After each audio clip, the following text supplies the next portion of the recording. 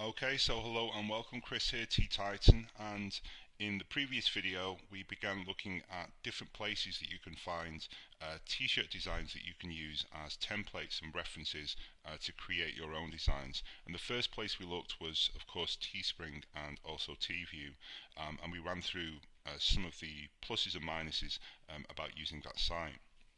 We're now going to look at some other sites, some other places that you can find successful designs that we can use as inspiration. The second place that comes up is eBay and Amazon, and of course most people will know these two sites. They're huge e-commerce sites, and for that reason many different niches, many keywords we enter will generate results. There will be t-shirt selling for most of the good niches on eBay and Amazon. And that makes them great places to look. The second thing that makes them great places to look is that in both cases you can see sales. In the case of eBay, you can see, if like someone's put a t-shirt up and it's got like 10 available and there's 8 sold, you can see that. That came up a couple of times in the niche videos and I was running through as a demonstration. In the case of Amazon, you can see a sales rank. So while it won't show you actual sales, it will show you, the sales rank of that particular T-shirt within the clothing and accessories category, I think it is. So the smaller the number, the better. So if it's got a number below, say 10,000, that's exceptional. That's very, very good and very encouraging. If it's between 10,000 and 50,000, that's still really, really good. Between 50 and 100,000 sales rank, that's still pretty darn solid. And if it's between sort of 100,000 up to 300 bestseller rank, that's still actually quite good. That's still not too bad.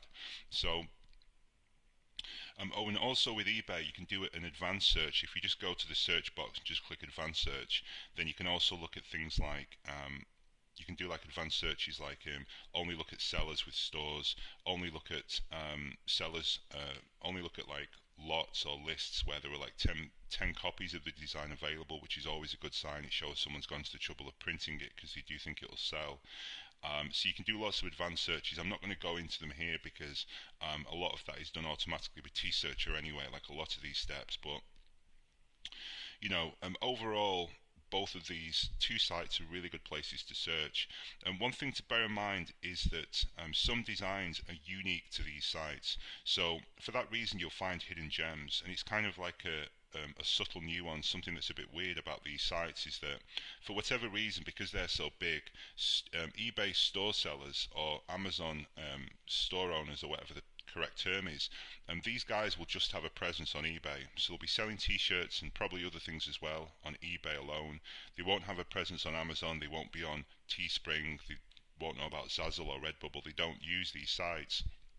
They'll only sell on, let's say, eBay or Amazon. And for that reason, you can very often find good designs that are only available on Amazon or only available on eBay, and you can kind of be the only one that can see them. So everyone else is searching Teespring. They might have searched Amazon, but they didn't search eBay. But then you scroll down and you see that there's a design that has sold, or a design that looks good on eBay, that you won't find in any other site. So only if you search, say, eBay or you search Amazon will you find these hidden gems. And for that reason, they're two good sites to go through. The flip side, though, is that, for some reason, you'll find certain niches where you'll do a search on Teespring and there'll be like, a few designs, people selling, okay, that's good. Then you'll move on to Amazon and you'll do a search and you'll see like, some people selling some t-shirts there.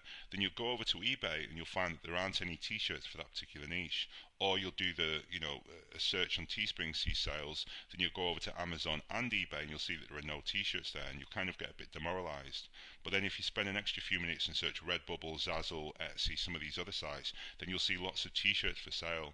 So it's kind of a bit weird like that, eBay and Amazon, where it doesn't always reflect what you'll see on other sites. And so the flip side of the fact that you can find these hidden gems that aren't on other sites is that you can also find niches where they are good niches, but there aren't any designs on either Amazon or eBay or even both. And if that happens, it's not the end of the world. So it is worth searching not just these sites, but also some other sites. But just the fact that these two sites are so huge, just the fact that the sales are transparent as well, I always recommend that you search these two sites. And T-Searcher will do a lot of this work anyway, but I do recommend that you search these two sites. The next place that we can find designs is by looking at, I've called it other t-shirt sites. because there's quite a few of them. Don't forget T-Searcher, of course. T-Searcher will search many of these sites automatically and at once, but I'll list them here just so you're kind of aware of the general logic behind T-Searcher, and just so you can manually go and look at the sites, which is something I always recommend if you've got the time. So here are some T-shirt sites for you to get stuck in. You've got Zazzle, Redbubble, Sunfrog, Wanelo, Etsy, Pinterest.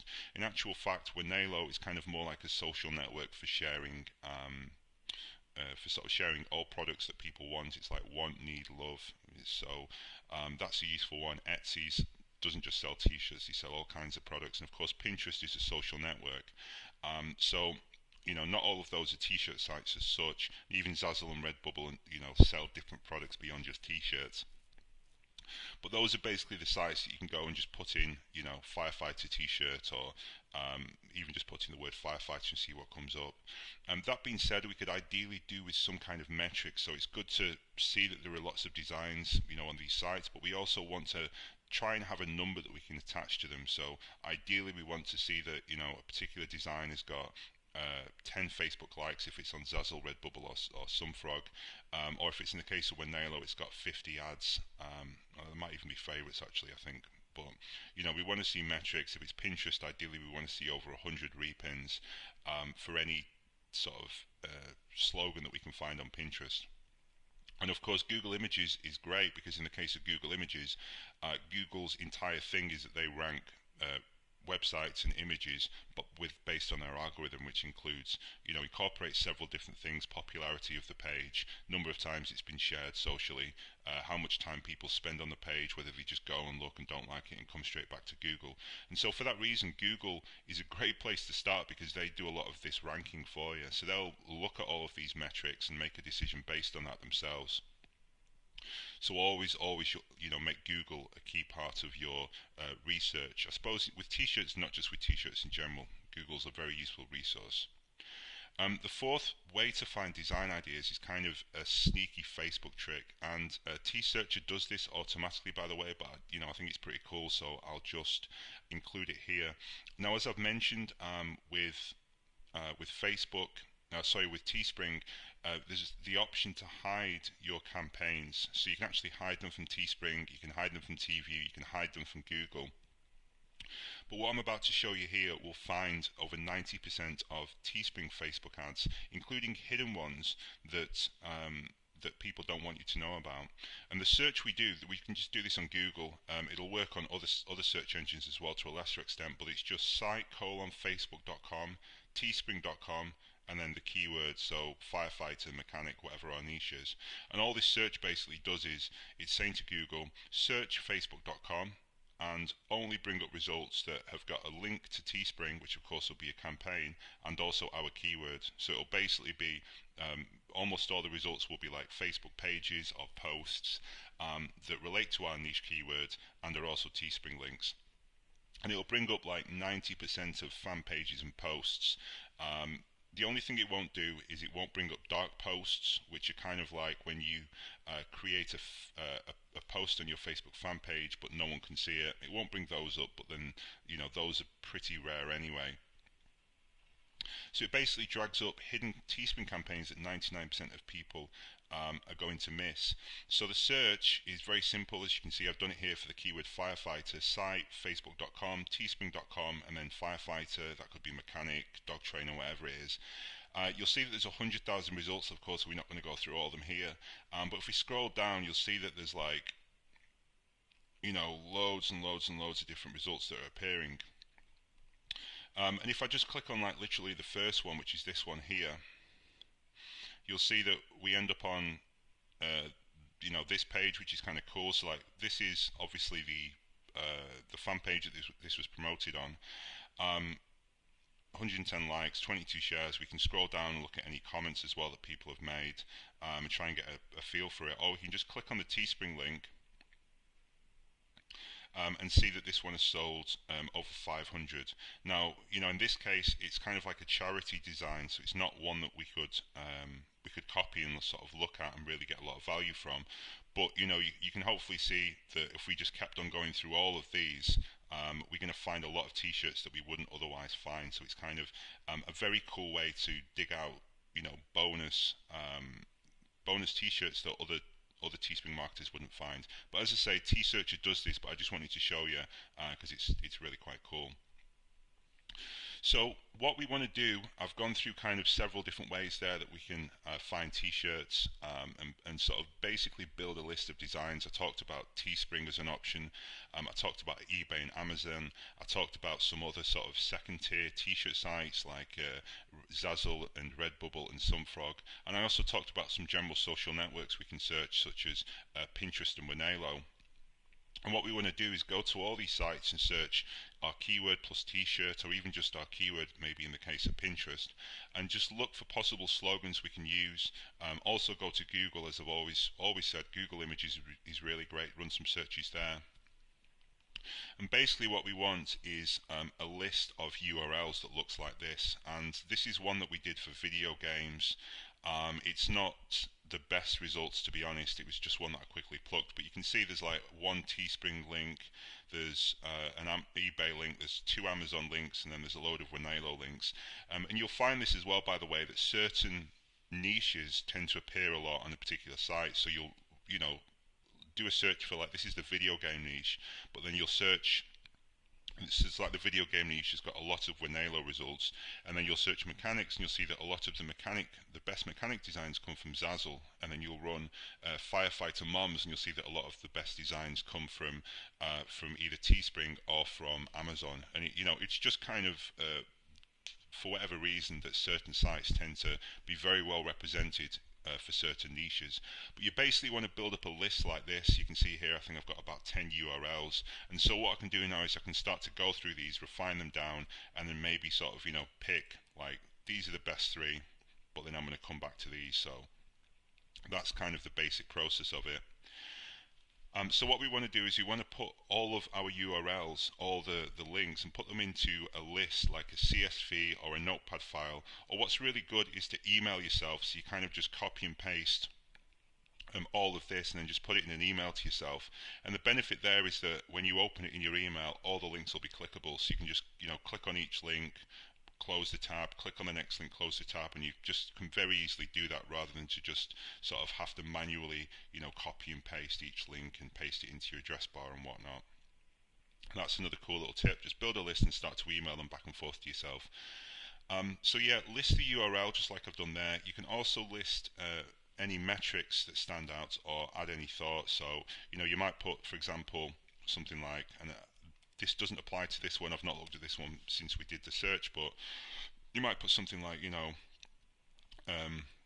sold 100 and was very old campaign, 6 months, so thinking we can maybe take it and tweak it and resell, but obviously be aware of copyright and IP laws. eBay, for example, you might put like sold 35 and looks like a nice simple design,